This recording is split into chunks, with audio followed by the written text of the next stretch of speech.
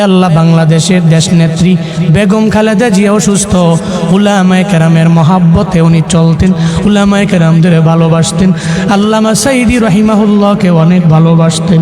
আয় আল্লাহ আলেমদের মহাব্বত করতেন। আপনার বান্দি মুমূর্ষ অবস্থায় আছে, আয় আল্লাহ মনে হয় মরে যাবে এমন একটা হালাত।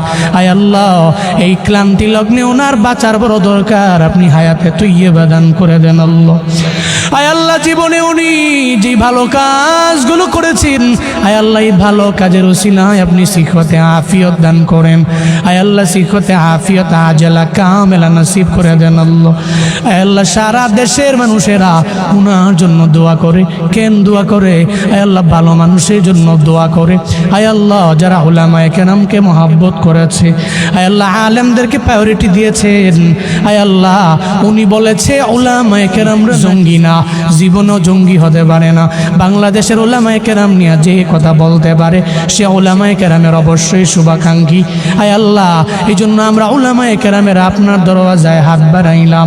আপনার বান্দিরে আপনি সিহতে আফিয়ত দান করেন, আজলা কামেলা নসিব করে দেন রে আল্লাহ।